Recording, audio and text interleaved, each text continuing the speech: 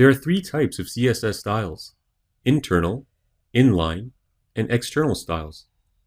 This HTML page illustrates an example of an internal style sheet and inline styles. An internal style sheet simply means that the style sheet is contained in the same HTML document in which the styles are used.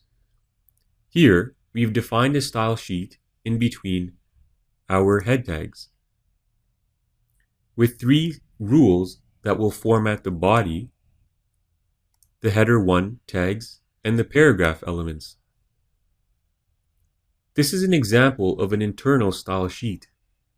We can easily convert this into an external style sheet by placing our style rules in a CSS file and linking to it. To do so, cut the style rules out and delete the style tags.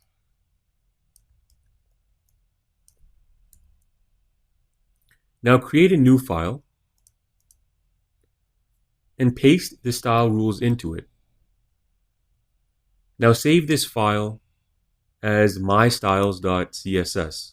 You can use any name you want, that's just an example.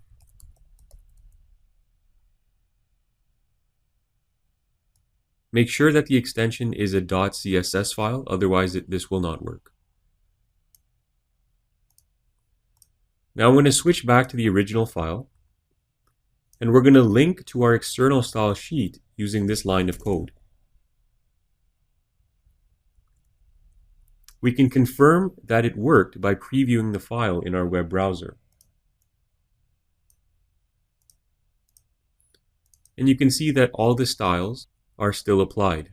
In addition to internal and external style sheets, we also have inline CSS. With inline CSS, the style rules are added directly inside the element.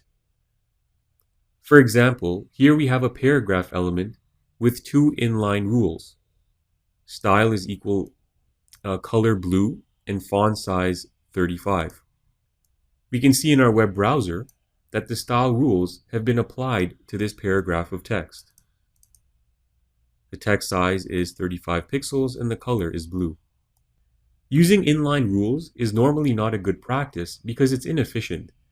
If we used inline rules on all our pages, we would need to individually open each one and edit the rule. Inline rules also cause unnecessary repetition and increase the length of the HTML code. When possible, use external style sheets.